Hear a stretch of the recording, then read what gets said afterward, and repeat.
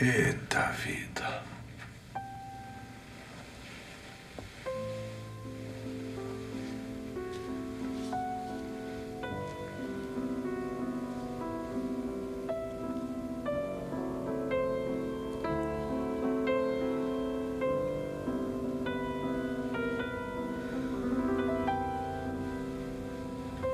Você tá linda. Cada vez mais linda. E você, tá bem?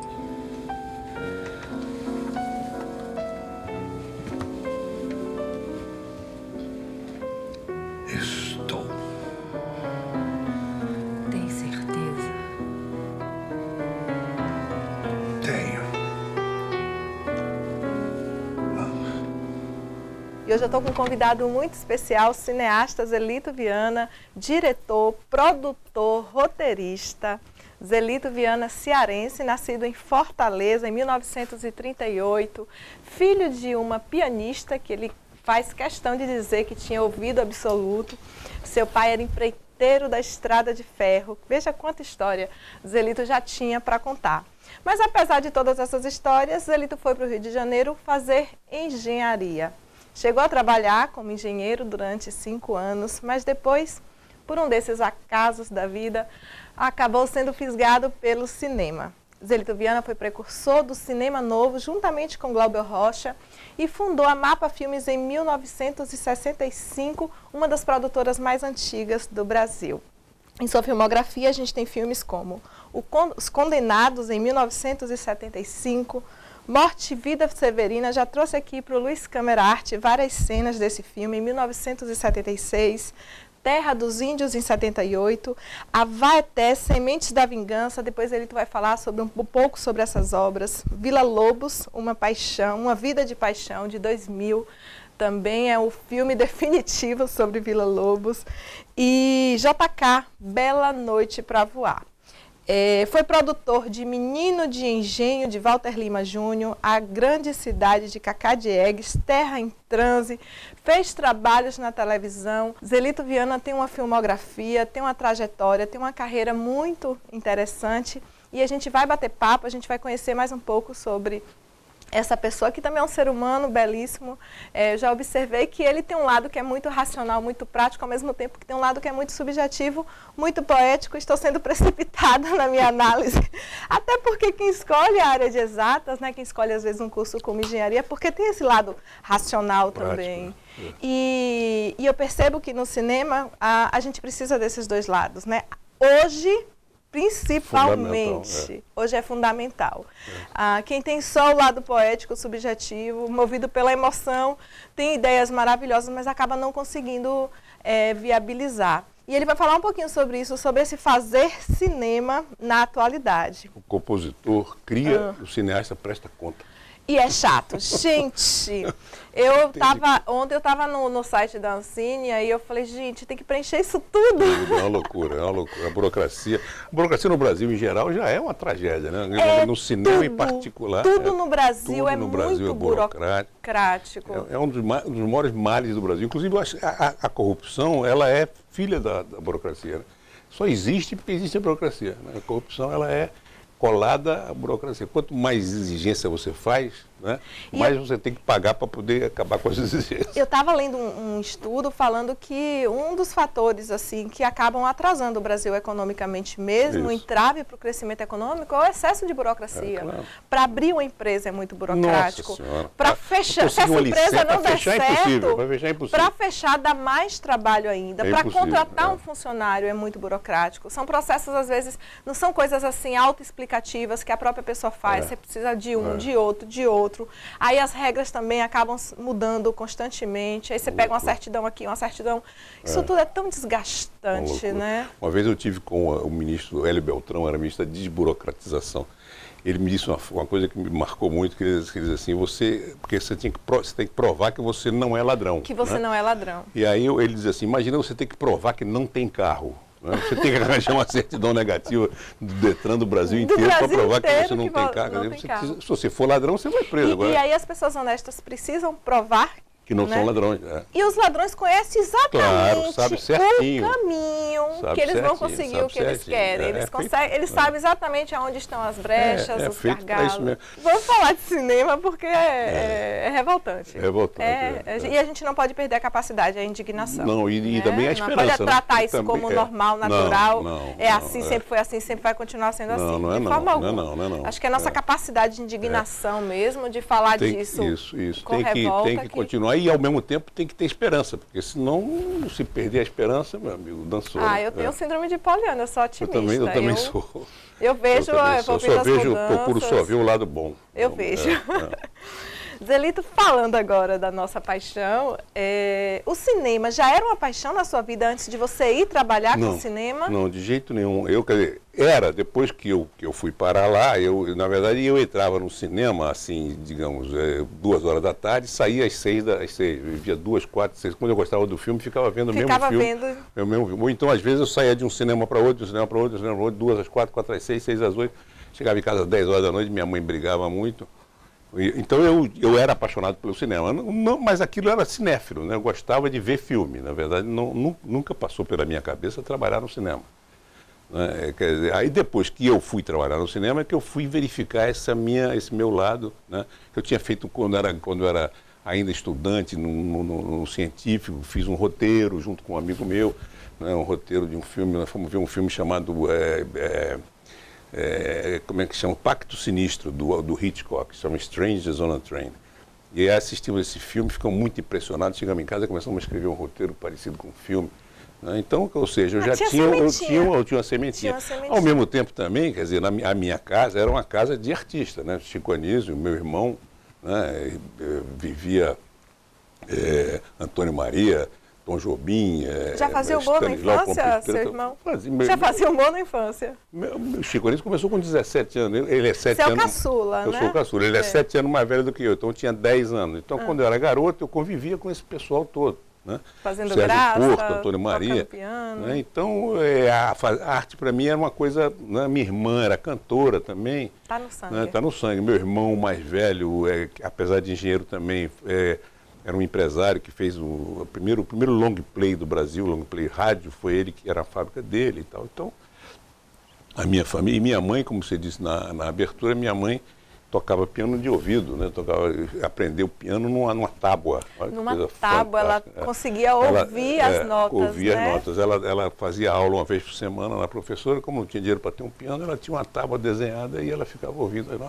E eu brincava com ela quando era garota, que tocava a nota e ela dizia, onde ela estivesse, ela dizia que nota era, né? E era compositora também. A família dela tem muito artista. E a família do meu pai veio a veia cômica da família, né? Chico Anísio... Vem da veia do seu pai. Da veia do meu pai. Meu pai ele só pensava em fazer graça. O tempo inteiro dele era fazendo piada e tal. Então... veio a ver. Hoje nós somos 17, eu acho, no meio artístico. No meio artístico. Chico Anísio até queria fazer uma vez um programa de televisão chamado Entre Parênteses. Sobre vocês. Sobre nós.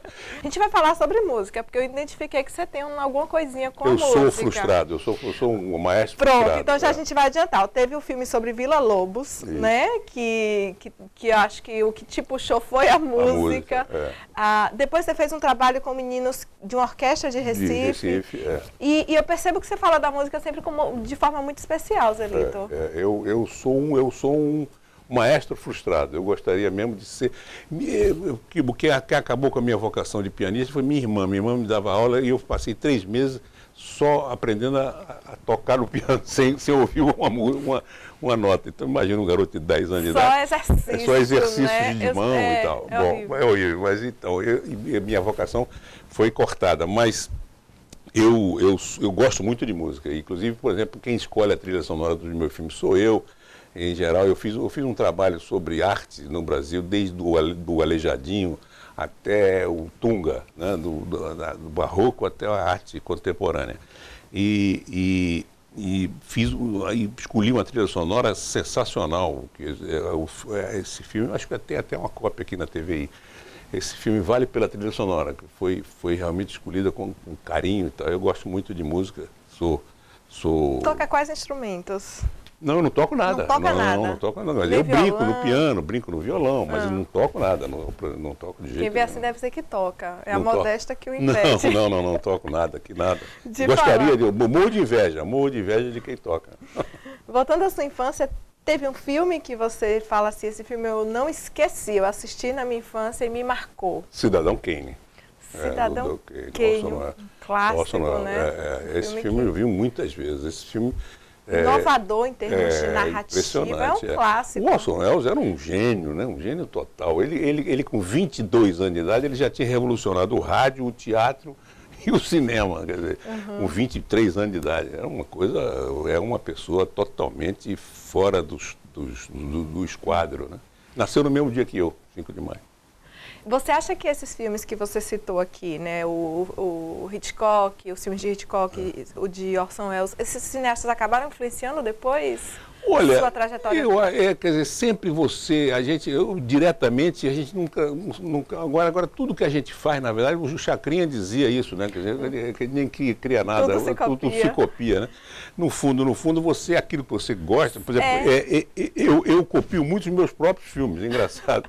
Né? O Godard uma vez disse isso e é verdade, quer dizer, você faz uma cena que dá certo, né? Então aquela cena você quer que ela se repita, quer dizer, né? Então você vai, no fim, você vai copiando, no fim das contas, quando você vê a filmografia toda da pessoa, tem sempre alguma coisa que parece um tem filme padrão. do outro. Apesar de ser filmes totalmente diferentes. Apesar de você ver os traços, as características. Tem coisas ali. Você fala, por exemplo, dele. É um cara andando numa ponte, por exemplo, assim, um take desse assim. Eu tenho uns 5 filmes meus que tem uma pessoa andando. Agora, por que isso eu também não sei. Né? Isso é um processo inconsciente. Você está ali com a câmera, bora fazer esse take. Eu percebi que eu gostava de filmar mãos, então eu estava entrevistando a pessoa e botava a câmera na mão e no gesto, às vezes a mão estava no sofá ou no colo. E aí depois, uma vez eu fui assistir os filmes na sequência, eu falei, gente, tem mão em todos os filmes. Vou parar de filmar a mão. Para nada. Mas isso mesmo. Buñuel, vai ter que ter uma mão. Tinha sempre um inseto, né? Tem sempre um plano de um inseto.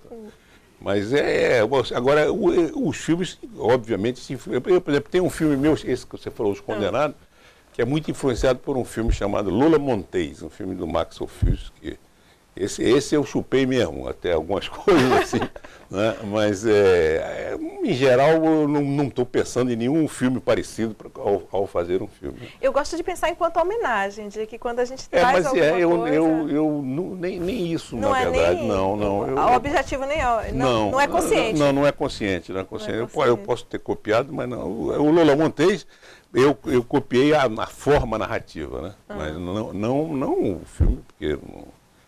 Mas a gente é fruto dessas referências, das nossas experiências, do que a gente vê, do que a gente ama, do que a gente vive, do que a gente assiste. Mas esse negócio, por exemplo, você falou do ser engenheiro no cinema, isso me ajudou muito. Porque dá uma certa racionalidade, né? A engenharia, você aprende a pensar globalmente a coisa, né? Quando você vai, eu vou ter que fazer um prédio, não tem nada aqui, eu tenho que fazer um prédio. Então, o filme é a mesma coisa, o filme não tem nada para você fazer, então você tem que levantar. É uma construção, é uma montagem, assim exatamente, é uma construção. Tem muita coisa em comum. E aí, depois de descobrir que Eisenstein também era, então, pronto, sou colega do Eisenstein.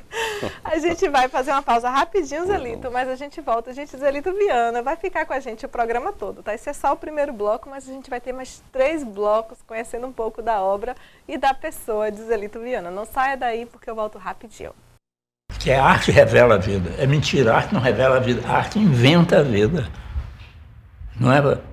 A Noite Estrelada de Van Gogh só existe na tela dele. Ele não está revelando a noite que existe no cosmos é outra coisa. Ele criou uma noite que só existe na tela dele. Então ele acrescentou aos bilhões de noites uma que só existe ali. Vamos falar agora sobre cinema nacional, né? Vamos lá. Como é que você vê essa trajetória do cinema nacional, né? E falar um pouquinho sobre o que você considera a pior fase e a melhor fase do cinema nacional. Olha, o Nelson Pereira dos Santos, meu grande amigo, tem uma frase que o cinema brasileiro vive de golfadas, né? A palavra não é muito bonita, mas são fases, né? Quer dizer, quando eu entrei no cinema, por exemplo, o cinema estava em baixa, porque tinha acabado a chanchada, não existia, a chanchada tinha sido forte. E tinha verba para a chanchada, né? Não, verba não, dava dinheiro, dava muito dinheiro, era popular, as pessoas iam ao cinema, né? Os filmes se pagavam. Tinha financiamento para a chanchada, não, era dinheiro. Bilheteria Era bilheteria pura, era bilheteria pura. Então, as pessoas gostavam. Gostavam do cinema mesmo, gostavam da chanchada mesmo. E eu, por exemplo, o Severino Ribeiro me disse uma vez que parou de fazer chanchada quando ela parou de se pagar na primeira semana do Cinema São Luís, ou seja, dava muito dinheiro. E aí caiu essa coisa e o cinema estava muito ruim, veio a fase do cinema novo, que é a fase que eu comecei, né, que eu ajudei. Cinema mais arte. É o cinema de arte, um cinema que se comunicava pouco com o público, difícil. Não é um cinema da grande massa, né? Exatamente. Começou um cinema reflexivo. Um cinema que via a realidade brasileira, que queria mudar a realidade brasileira, né, que queria... um cinema engajado politicamente e tal. Então, questões sociais e tudo. Crítico. Teve muito filme bom nessa época, Vidas Secas, Terra em Trânsito, Deus e o Diabo na Terra do Sol, A Grande Cidade, muitos filmes bons que deram muitos prêmios internacionais, deram projeção ao cinema brasileiro. Eu tenho a impressão de que o cinema novo foi mais reconhecido lá fora do que aqui no Brasil. Sem dúvida, corretíssimo, sem dúvida. Os filmes da gente eram vendia para o mundo inteiro, né? Dava dinheiro também, a gente vivia da bilheteria também. Depois veio a fase da Embrafilme, né? A Embrafilme foi, eu acho que a fase áurea do cinema brasileiro. Foi a fase em que os cineastas do cinema novo começaram a se preocupar com o público, começaram a fazer filmes de maior comunicação. Dona Flor e seus dois maridos, Pichote. Recorde de bilheteria, Bye Bye Brasil. Lindo, né? Bye Bye Brasil. Pichote, Dona Flor e por aí afora, Garota de Ipanema. Então filmes maravilhosos. Teve muitos filmes que deram muito dinheiro e que foram um grande sucesso. E nós chegamos a ocupar 30% do mercado de cinema no Brasil, quer dizer, o que é cinema nacional. Cinema nacional, que é uma coisa fortíssima. Hoje, você sabe quanto filme Hoje nacional? É mais ou menos 13%, né? E aí veio o Collor, né? Veio Fernando Collor de Mello, que tinha uma bala só para matar a inflação, só que ele errou a inflação, acertou no cinema brasileiro, né? Essa bala ele fechou a Embrafilme, né, liquidou com toda aquela conquista que a gente tinha, era uma distribuidora que concorria com os americanos e tal, concorria fortemente dentro do mercado. Ele acabou com aquilo de uma vez por todas, né? E o cinema brasileiro entrou numa fase de dificuldade muito grande. Nessa época, pouquíssimos filmes foram feitos, né?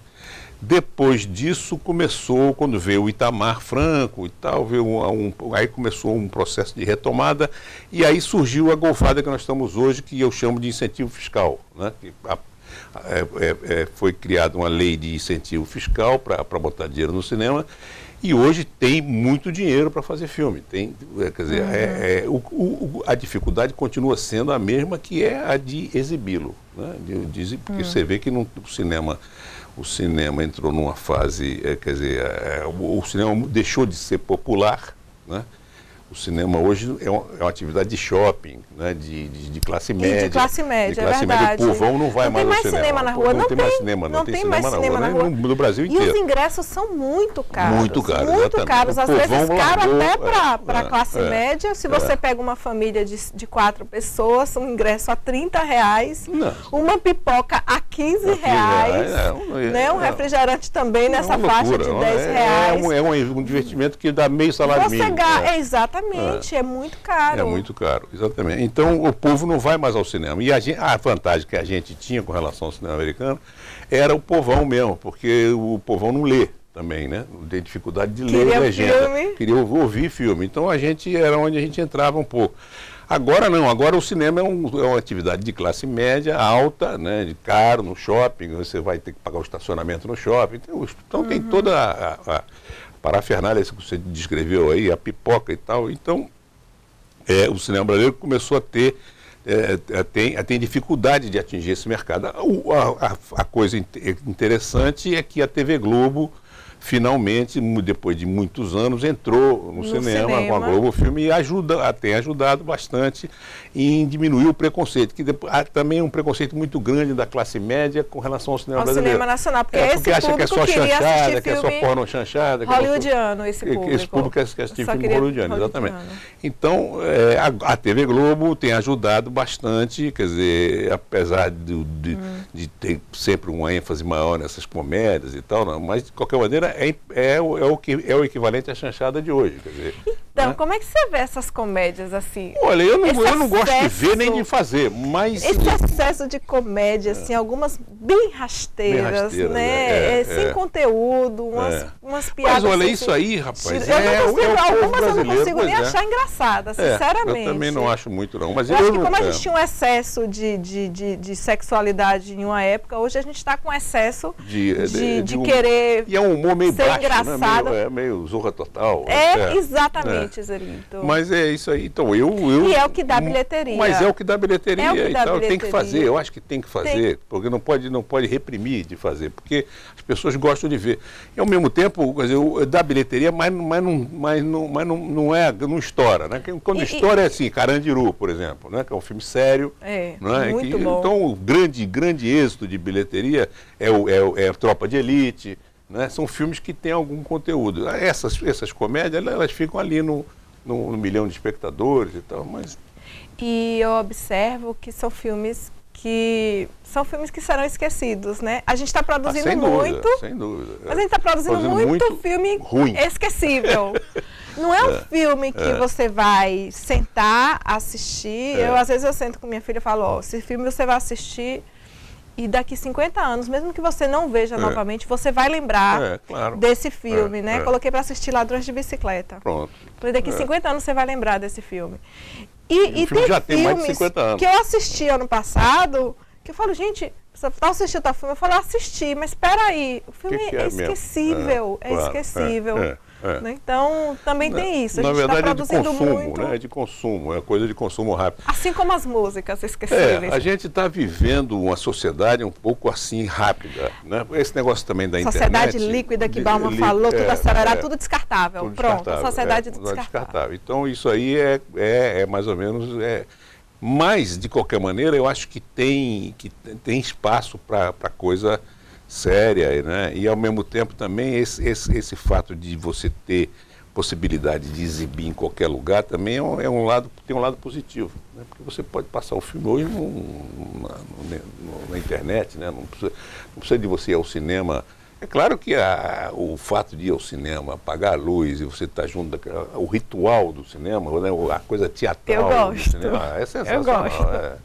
É imbatível, né? É muito bom. Às vezes esse filme acaba até vazando na internet, mas você fala, não eu quero ir para a sala do cinema. A sala do cinema é genial. Sabe que nossa cidade não tem cinema, né, Zelito? Eu sei. A gente tem que pegar a estrada. Tem, né? Não tem naquele shopping. Tem que exigir lá do Jequitibá. Tem no projeto. Pra botar cinema não tem, já teve. Não, a gente teve uma fase em Itabuna que nós tínhamos 6 cinemas. Nessa fase do cinema de rua, que depois acabaram virando igrejas, nós tínhamos ao mesmo tempo 6 cinemas na cidade de Itabuna. Hoje nós não temos nenhum. Então a gente acaba pegando estrada à noite. Mas eu acho que tem espaço nesse shopping para botar cinema. Tem. A gente está tentando, a gente está brigando. Tem que brigar. E eu digo, eu não sei se minha opinião é unânime, que não precisa ser uma sala luxuosa, né? Tecnologia, não sei o que. Eu quero uma sala e pode ser 4, 5 salas pequenas, né? Não precisa de mais de 100 pessoas. Porque às vezes faz 2 salas enormes. Não precisa. E acaba que só trazem os filmes. Só traz filme ruim. Pronto. Os blockbusters. Exato. Em geral, o blockbuster é ruim. Pergunta difícil. Olha. Qual, na sua opinião, o melhor filme nacional de todos os tempos? Se tinha um filme que você fala, Memória isso é uma do obra... Cárcere.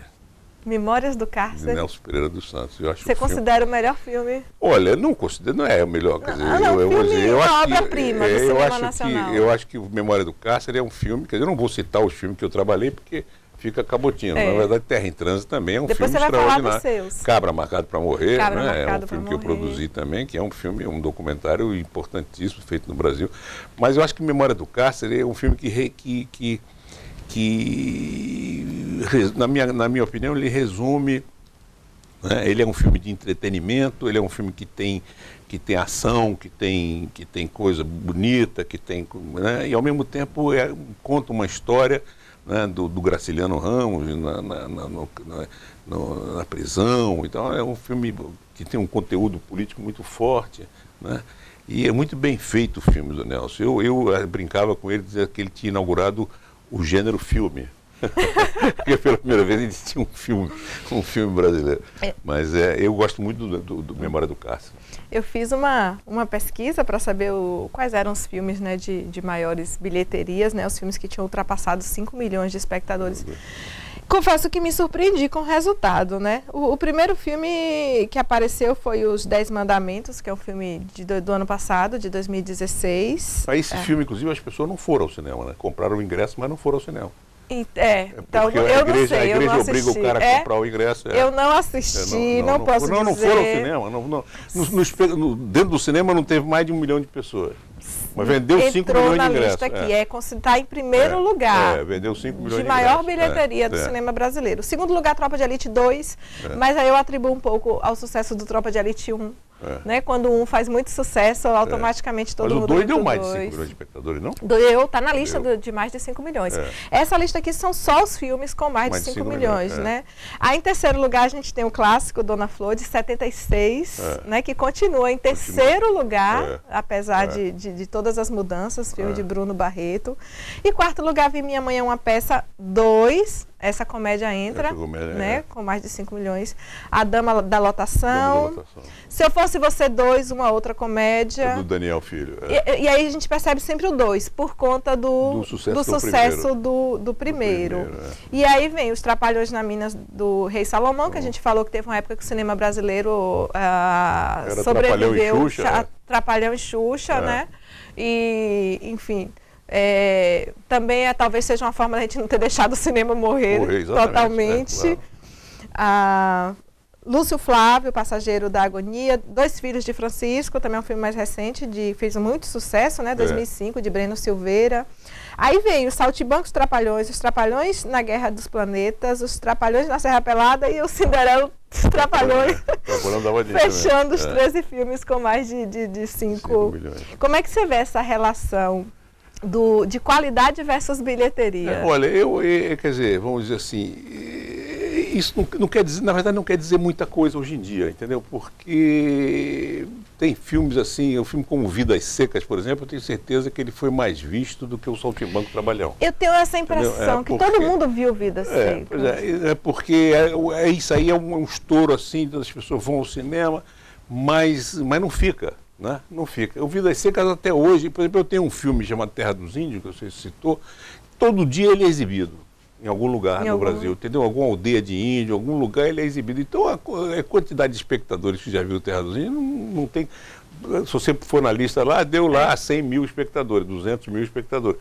Mas eu tenho certeza que... Né? Então, essa coisa não quer dizer muita coisa, não. Essas coisa listas. Da bilheteria, não. Essa lista não quer dizer muita coisa, esses não. Dados não traduzem. Não, quer dizer, traduz o dinheiro que o cara ganhou. O produtor ganhou uma boa grana. O Trapalhão, o Renato, fez um pé de meia bem razoável. Bem interessante. Bem interessante, E marcou a infância de muita gente, né? Claro. Não, e é engraçado, né? É engraçado. Eu sinto falta daquele humor dos Trapalhões, Zacarias. E eu vejo um humor, uma inocência que a gente não vê, não era um humor apelativo. Eu sinto falta. A gente vai para o intervalo, Zelita, e a gente volta falando de cinema estrangeiro. Vamos lá. Tá bom? Vamos lá. Eu volto rapidinho. A consagração popular é dada pela Academia Brasileira de Letras. Agora, sou saudado pelo vendedor de picolé, o barraqueiro da feira, pela moça do caixa do supermercado. Ainda assim, como explicar que o mendigo imundo e seminu murmure ao me ver passar, poeta angular, imortal? No fundo, todos repetem aquela mesma frase de um cara também bêbado, que anos atrás, quando me viu atravessando a rua, gritou: famoso, eu não sei quem é. Nem eu tampouco. Agora é o Zelito Viana cinéfilo, espectador. Tá certo. Né? Não cineasta. Cinema estrangeiro, né? Vamos fazer uma análise do cinema hollywoodiano? Tem bons filmes. Olha, eu Tem. gosto muito do cinema de Hollywood. Quer dizer, eu sou A gente não fã... pode só tacar pedra, não. Tem pode, coisa que é isso? linda não, lá. que nada. O Stanley Kubrick é um tremendo cineasta. Né? Milos Forman, que não é de Hollywood, veio da Tchecoslováquia, mas era um tremendo cineasta, né? Tem filmes muito bons no Hollywood, Coppola, esse Spielberg, os filmes do Spielberg são muito bons. Né? Esse filme, A Lista de Schindler, é um filme lindo, né? Nossa, está na minha lista dos 5 maiores, melhores filmes. É um filme que me toca, me paralisa. Falei do Milos Forman. Clint Eastwood. Você Clint gosta dos filmes? Eu gosto dele cineasta, como ator e como cineasta. Eu sou apaixonada por Clint Aquele filme da Ponte, maravilhoso, dele com a Meryl Streep. É muito bom aquele filme. Ponte de Madison, exatamente. Lindo. Esse filme, o filme Hair, não sei se você viu não assisti. O filme do Amadeus, muito o filme do bom. Mozart, feito também pelo filme recente, pelo Forman. gente, muito lindo. Não, tem muito filme bom. Os americanos... Na verdade, é o seguinte, os americanos inventaram, na verdade, o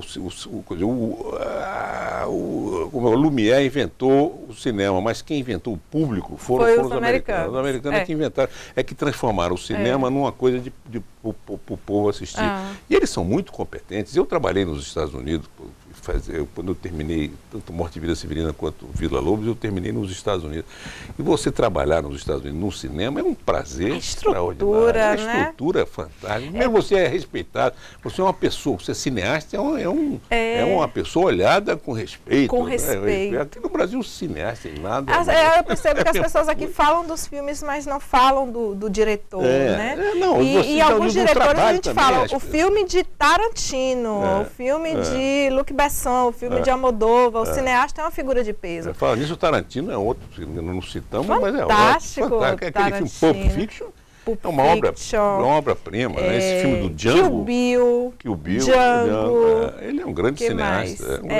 Os Oito Odiados foi um filme mais recente. E eu estou gostando muito ultimamente, você falou de cinéfilo. E Bastardos Inglórios, perdão, a gente não pode deixar de falar de Bastardos Inglórios. Fantástico. Que eu tenho uma paixão por esse filme. Fantástico, com aquele cara maluco, aquele ator, né? Esqueci o nome dele também, como é o nome dele? O que faz Bastardo? Brad Pitt faz o... Não, é o outro, é o bandido. O Coronel Landa.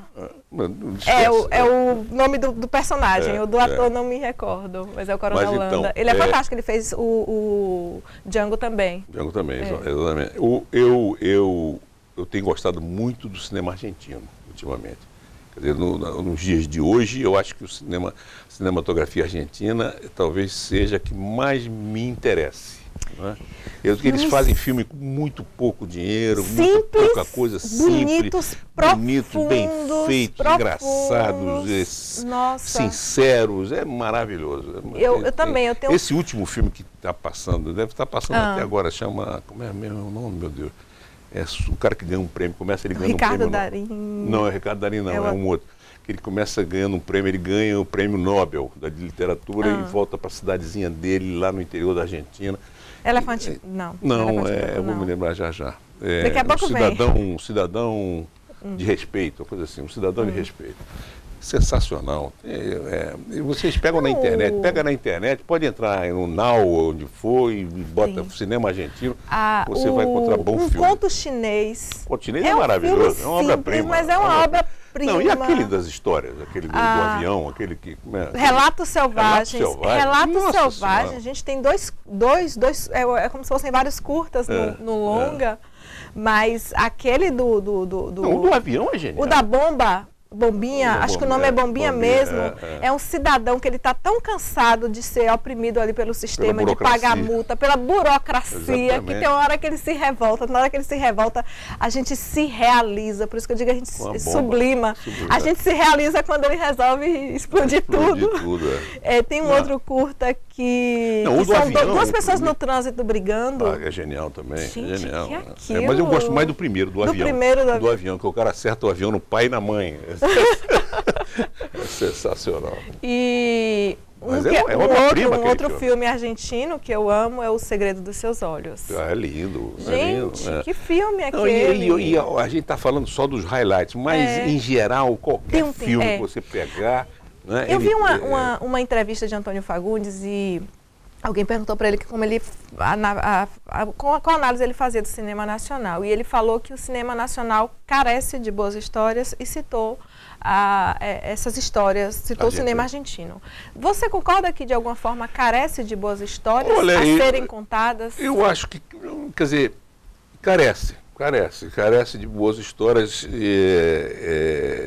É difícil você formar um roteirista, né, de cinema. Um roteirista de cinema é uma profissão, né, que no Brasil a gente tem pouco. E ao mesmo tempo, às vezes, tem gente que se dá bem com um tipo de filme, mas não consegue fazer outro tipo de filme. Quer dizer, profissional, a profissão de roteirista, né?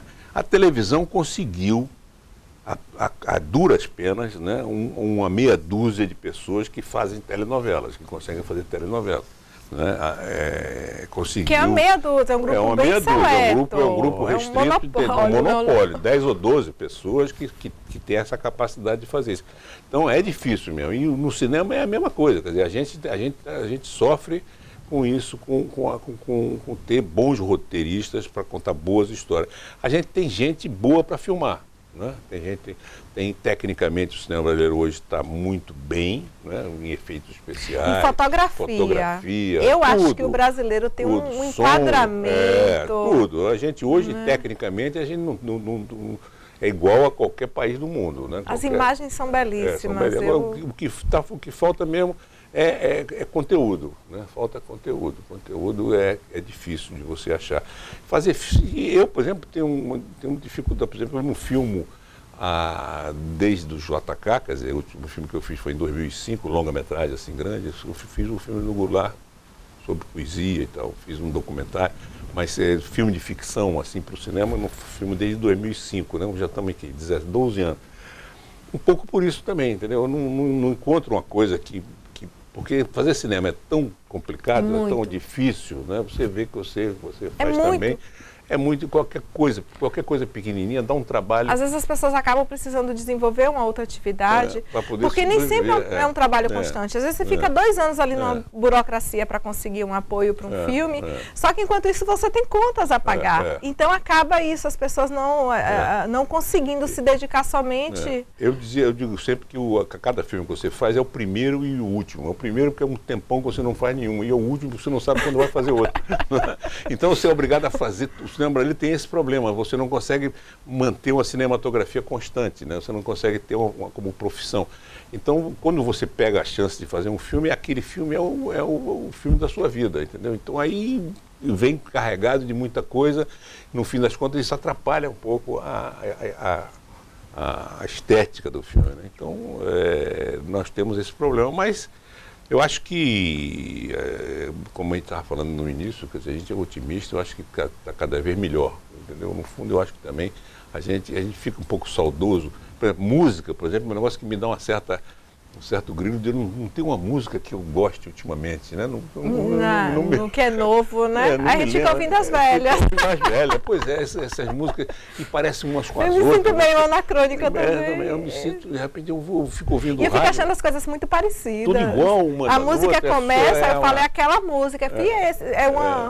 Um arranjo bem parecido. É tudo meio na boquinha da garrafa, não estou esquisito. Se você tivesse que escolher filme, ficção ou documentário?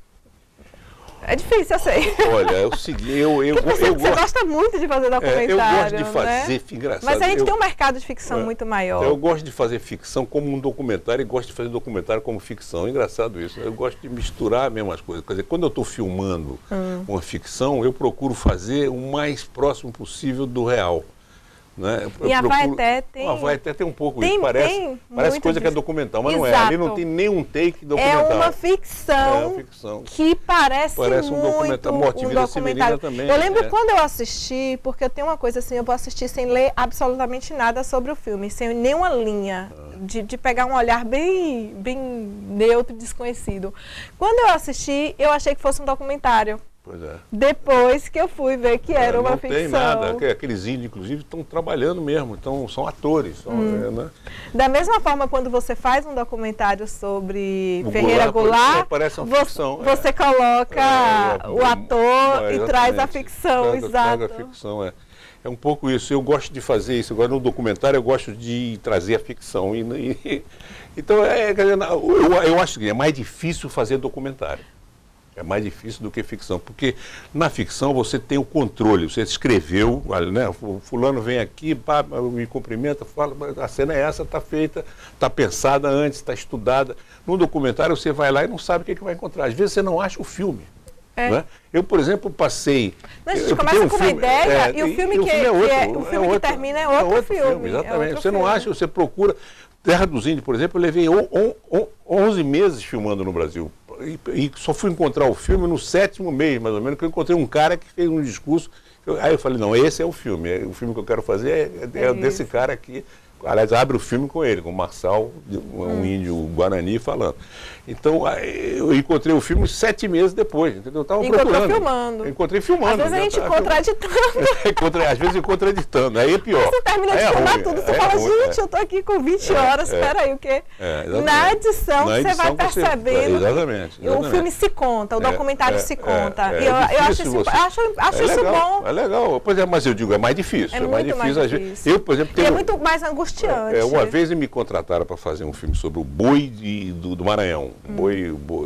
E eu fui para lá, fiquei 15 dias, filmei para burro e não encontrei o filme. Falei, não, entendeu? Não tem isso. Saiu nada, né?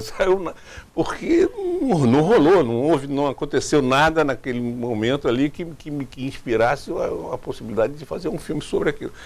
Então não apareceu o filme. Foi o primeiro e único caso na minha vida, graças a Deus. Mas Eduardo Coutinho tinha angústia disso violenta. É muito bom você citar o Coutinho. Coutinho é meu grande amigo, meu irmão. A primeira pessoa que eu conheci do cinema. Eu ajudei muito ele a fazer filme. Minha paixão de documentário surgiu com Edifício Master. Edifício Master é uma obra-prima. Mas o Coutinho sofreu uma angústia terrível procurando o filme, porque... Né, aliás, ele tem um filme sobre isso, tem um filme que ele sai procurando um filme e ele tinha um negócio de que ele tinha que filmar porque ele vivia disso, entendeu? Então a profissão dele todo ano ele tinha que fazer um filme para poder sobreviver. Né? E aí, às vezes, não tinha inspiração nenhuma, né? Mas ele tinha que filmar. E apesar do documentário ser mais difícil, mais angustiante, é muito mais, o reconhecimento é muito menor. É verdade, não é? É verdade. Brasileiro não, no geral, o grande público não gosta de assistir documentário. Associa documentário a uma coisa televisão, chata. Ou chata. Uma coisa maçante. Tem isso. E a reportagem também, né? Não é verdade. O documentário é outra coisa. O documentário é um documentário. É difícil fazer. Eu gosto de fazer documentário. Mas gosto de fazer ficção também. Eu gosto de filmar. Para mim, estar num set é a mesma coisa que estar... O cara diz assim, você trabalha? Não, eu nunca trabalhei. Eu estou me divertindo. Trabalhar não é para mim, não. Esse é o segredo da felicidade, né?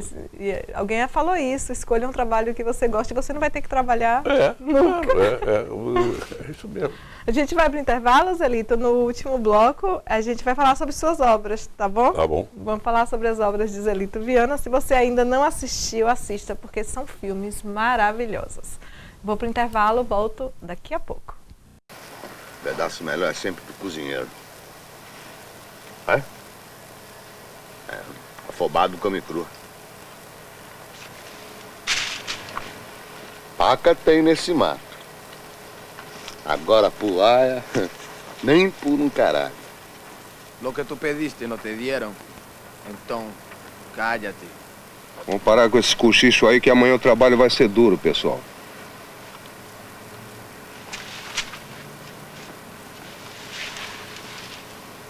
Falar um pouquinho sobre sua obra.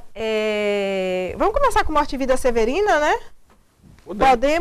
Podemos. Eu trabalhava na Embra Filme, fui funcionário da Embra Filme e aí saí de lá e tinha a possibilidade de fazer o filme que eu quisesse, na verdade. Como eu tinha passado um tempo trabalhando para todo o cinema brasileiro, né? Eu adquiri assim o direito de fazer o filme que eu quisesse. E aí, Morte e Vida Severina é uma coisa que tinha me marcado muito, a peça, né? A peça, a música do Chico Buarque, né? A peça que eu assisti no Tuca, em São Paulo, aquele dia me marcou muito, e eu aí resolvi fazer o filme. Procurei o João Cabral, aí que virou para mim e falou assim, mas isso não dá filme. João Cabral tinha uma certa implicância com Morte e Vida Severina, porque era uma obra de encomenda, era um alto de Natal, né, que ele tinha sido encomendado para fazer. Aí ele falou assim, misture com o Rio era o Rio Capibaribe, que é um outro poema dele, né? Eu aí misturei o Rio com Morte e Vida Severina, quer dizer, aí fiz um documentário e uma ficção ao mesmo tempo, que virou um docudrama, né? Um documentário, como o americano chama, e foi uma experiência muito interessante para mim. Eu aprendi muito vendo o Brasil de dentro. E a coisa que mais triste é que o João Cabral escreveu em 48, eu filmei em 70 e poucos, né? E se você for lá hoje, você vai encontrar a mesma coisa, quer dizer, é uma tragédia. A realidade brasileira... Entra governo, sai governo, entra regime, sai regime, muda a política econômica, e o povão sofre lá embaixo do mesmo jeito, é um negócio terrível. Então você encontra, se eu for filmar hoje Morte e Vida Severina, eu consigo filmar exatamente aquilo que eu filmei e que o João Cabral escreveu em 1948, né? Quer dizer, é uma tristeza. Mas é isso aí mesmo, vai até um pouco isso também, né? O outro filme que eu fiz sobre a realidade dos índios e tal, sobre o massacre de índios. Então você é uma coisa que foi feita, aconteceu em 1962, e você pega o jornal, de repente, tá um massacre no Pará, agora há pouco tempo, morreu uma porção de gente. É esse, gente, que tem um caráter documental, mas é uma ficção. Parece um documentário, mas é uma ficção. Renata Sorrá, né? Hugo Renata Sorrá, um amor de pessoa, fantástica. Eu entrei com ela numa história engraçada, eu entrei com ela num supermercado em Juína, né, no meio do mato. Aí a mulher falou assim, Renata Sorrá, que prazer em ver, quando é que você vai voltar aqui? Ela falou, nunca. Nunca mais. A Renata é muito engraçada, é uma pessoa muito bem-humorada. Mas então, vai até isso. Eu mesmo, passou outro dia no Mato Grosso e parecia que era um filme feito hoje, quer dizer... Eu não tenho nenhum prazer em dizer isso, nenhum orgulho em dizer isso, mas na porque verdade... a gente conta uma história na esperança de que, de alguma forma, transforme a realidade. Que denuncie, que denuncie, que as pessoas falam, a gente fica tão indignado, não é possível que as pessoas vendo isso não vão tomar providência. Tem um pouco essa coisa, né? Exatamente. Essa história vai mudar. Vai mudar, não muda nada, é uma tristeza. Mas então, Vila Lobos é um filme que eu tenho como um carinho muito grande, porque sou apaixonado por Vila Lobos, né? Olha, eu vou te dizer uma coisa, dificilmente tem uma pessoa que conheça mais a obra do Vila Lobos do que eu. Porque eu pesquisei tudo que foi gravado, tudo que existe de música do Vila Lobos, eu pesquisei. Então eu tive um prazer muito grande em fazer o filme, em preparar o filme, né? Desde o início. E sabe o que eu gosto de Vila Lobos? De ousado, de cinéfilo agora. A montagem, assim... A edição do Eduardo aquela narrativa, ele não usa uma narrativa linear, gente. Então ele começa com o Vila Lobos já idoso, já tendo um problema de saúde. Depois ele vai e mostra o Vila Lobos ali nas primeiras experiências, né? No cabaré. Aí mostra o Vila Lobos menino, com um pai muito opressor, muito castrador. Depois já mostra o primeiro casamento de Vila Lobos. E você vai brincando com isso e alternando. E a gente parando e pensando assim, como essas histórias se encaixam, como o que aconteceu com aquele menino justifica aquele homem que às vezes tem uma postura também opressora com a esposa, né? Isso mesmo. No momento que ele exige sexo, né? Eu tenho uma mulher em casa, mas não tenho. Mas e as coisas vão se encaixando muito bem, né? Quando música, você faz uma análise psicológica do personagem, tudo se encaixa, tudo se entende, se justifica naquele filme. Então acho que a forma como você escolheu para contar, que você poderia ter contado essa história de infinitas formas, mas essa história, alternando sempre diversos momentos da vida de Vila Lobos, eu acho fantástica. Isso surgiu um pouco do fato dele, no final da vida dele, os últimos 10 anos da vida do Vila Lobos, foi muito ruim para ele. Ele se operou, né? E aí usava bolsinha, não sei o que. Então, ele sofreu muito. E se eu contasse o filme linearmente, eu ia ter que ter um final muito triste. E aí eu nós optamos por essa, eu e Joaquim Assis, que me ajudou no roteiro, nós optamos por essa linguagem para lá e para cá. Você sabe que eu tem um famoso professor de roteiro de cinema americano chamado Sid Field, não sei se você ouviu falar dele. Não. O Sid Field trabalhou comigo nesse filme, no roteiro, e ele usava o Vila Lobo nas aulas de como... ele gostava das transitions, que ele chama, né? Os cortes. Ele fala que os filmes têm que ter o ponto alto, o ponto de virada, né? Plot Isso, point, os plot points. Então ele diz que vai crescendo, aí tem um ponto de virada. Isso, né? Depois de outro ponto de virada, a história se resolve. Ele conseguiu traçar, gente, graficamente, a narrativa de um filme. De um roteiro, de um filme. É fantástico. É muito bom. E nesse caso específico do Vila, eu tinha a música que eu ia botar, já sabia que música que ia entrar na É um filme que começou pela música. Começou pela música, sem dúvida, sem dúvida. Eu fui fazer, eu nem conhecia a vida do Vila Lobo, nada, não conhecia nada do Vila Lobo. E um elenco fantástico nesse filme, não é, Zelito? Antônio Fagundes, seu filho, Marquinhos Palmeira, meu filho. Letícia Spiller, Marieta Severo, Otton José Bastos, José Wilker, é um elenco imenso. Imenso. Todo mundo trabalhou com muito prazer no filme. O filme é bacana. Foi gostoso de ser... Muito bom de fazer. Ser rodado. Me deu um trabalho imenso, né? Um filme caríssimo. Quer dizer, uma aventura. É o mais caro? É o mais caro que eu fiz, sem dúvida. É uma aventura, né? Uma aventura braba. A filmagem que eu fiz com os garotos, 4.000 crianças, filmar com 4 crianças já é complicado. Com 40, você imagina. Agora com 4.000 é o inferno. Né? Foi hoje, visto hoje, tá tudo bem. Mas é um filme muito bonito. Muito bonito mesmo. Obrigado. Agora falar sobre outro que eu gosto muito. É o último? É o último, que eu fiz agora. Fiz em 2000 e... Nós estamos em que ano? 2017. Eu fiz agora, esse ano. Esse ano não, fiz 2016. O Ferreira não assistiu, né? Não assistiu. Infelizmente ele não assistiu. Ele tinha partido. Ele tinha partido, ele viu a filmagem. Vocês eram amigos? Muito de décadas? Amizade antiga? Desde a década de 60, que eu sou amigo do Goulart. O Goulart, inclusive, já se escondeu na minha casa. Quando, na época que ele foi perseguido pela ditadura, ele ficou escondido na minha casa uns 15 dias, 20 dias. Era muito meu amigo, era uma pessoa íntima minha mesmo. E tanto que eu acho que o filme tem esse lado, quer dizer, nenhuma outra pessoa poderia fazer aquele filme.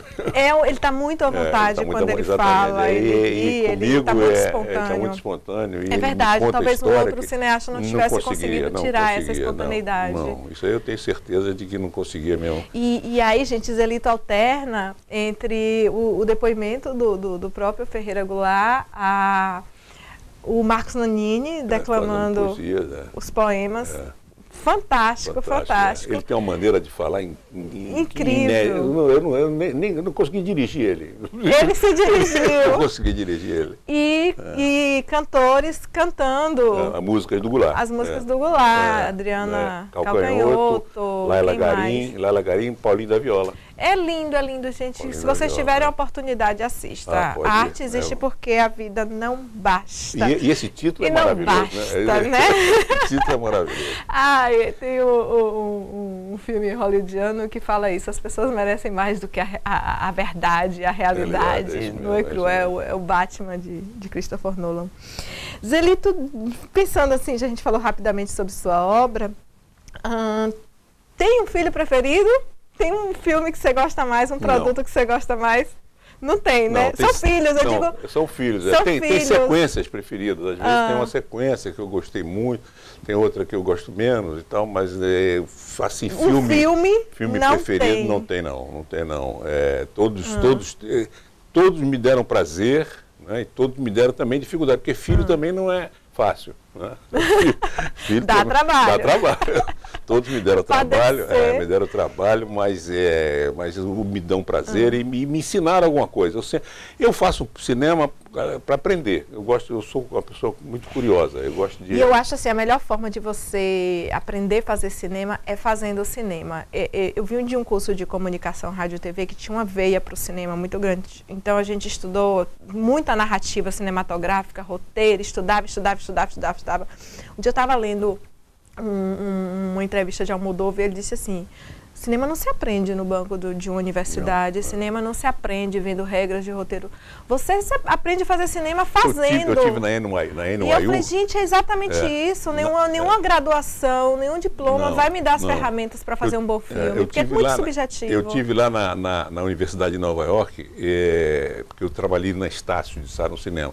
E aí, como professor, eu estive lá e eu perguntei assim, mas qual é o método de vocês aqui e tal, de ensinar, não sei o que. Ele falou assim, olha, eu boto uma câmera na mão do aluno e dou um pontapé na bunda dele. E tá certíssimo. Manda ele na rua. Tem que ser assim. Bota ele na rua. Kick in the ass. Uma câmera na mão e a kick in the ass. Ô Zelito, que prazer enorme, viu? Pronto. É uma honra para mim. Quero deixar registrado que me sinto muito honrada Que nada, é um prazer. em fazer esse registro. Ótimo. Um pouco sobre o seu pensar, né? Sua vida, sua obra, as suas críticas, um pouco do ser humano que você é. E um contador de histórias. Acho que o cineasta é um contador de história. No fundo é um contador. E espero que você continue contando boas histórias por muitos e muitos anos. Tomara. Viu? Eu vou encerrando Luiz Câmara Arte. Lembre-se sempre, assista bons filmes, leia bons livros, ouça boa música, cuide do planeta, cuide da sua mente, do seu coração. Assista Luiz Câmara Arte e seja feliz todos os dias. Beijos. Traduzir uma parte na outra parte, que é uma questão de vida.